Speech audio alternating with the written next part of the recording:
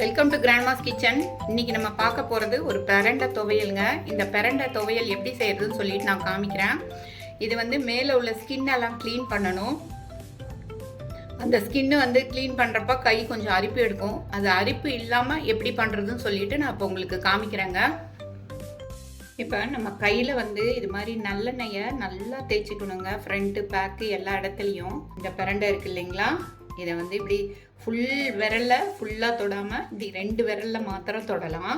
நம்ம இந்த லீஃபு இதெல்லாம் எடுத்துடலாங்க. பாருங்கள், இது மாதிரி இந்த ஸ்கின் எடுத்துடுறோம். இது மாதிரி 4 பக்கமுமே இது மாதிரி ஸ்கின்னை வந்து ரிமூவ் பண்ணிடுறோங்க. 4 சைட்ஸு. அது வந்து கொஞ்சம் கிட்டத்தட்ட ஸ்கொயராக இருக்கிற மாதிரி இருக்கும். அதனால் இந்த 4 சைட்ஸுமே இப்படி வந்து நல்லா ஸ்கின்னை வந்து ரிமூவ் பண்ணிடலாம் நம்ம.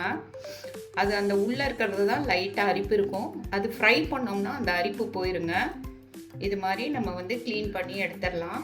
பிரண்டை வந்து ரொம்ப நல்லது உடம்புக்கு. கால் வலி, இந்த நரம்பு சம்மந்தமாக எந்த ப்ராப்ளம் இருந்தாலும் இந்த பிரண்டை சாப்பிட்டோம்னா நல்லா க்யூர் ஆகும். பாருங்கள், இது மாதிரி வந்து கொஞ்சம் வெள்ளையாக வரும். இது மாதிரி தோல் வந்து இப்படி எடுத்து விட்டுறலாம். எடுத்தோம்னா நம்மளுக்கு கையில் எண்ணெய் தேய்ச்சிருக்கிறதால அரிப்பு இருக்காது. 100% இருக்காது அரிப்பு.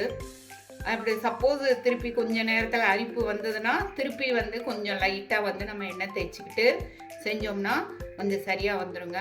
கொஞ்சம் முத்தல் இல்லாமல் பார்த்து மார்க்கெட்டில் வாங்கிடலாம். கட்டாக விற்கும். ஒரு 2 பேருக்கு வந்து ஒரு கட்டு வாங்கினோம்னா ஒரு 2 பேருக்கு 3 பேர் 4 பேர் சாப்பிட்லாம். அது மாதிரி எடுத்துக்கலாங்க.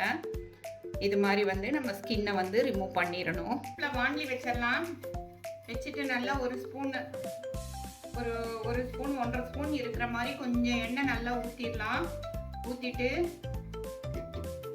இது மாதிரி க்ளீன் பண்ணி வச்ச பிரண்டையை நான் இப்போ போடுறேன்.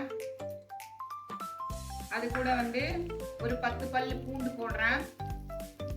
சின்ன வெங்காயம் ஒரு 15 உரிச்சு கட் பண்ணி வச்சிருக்கேன், அதையும் போட்டுறேன்.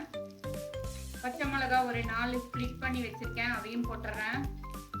ஒரு சின்ன நெல்லிக்காய் சைஸ் புளி இதையும் போட்டுட்டு இதுக்கு தேவையான அளவு, இந்த துவையலுக்கு தேவையான அளவு உப்பு எல்லாம் போட்டு நல்லா ஃப்ரை பண்ணணும்.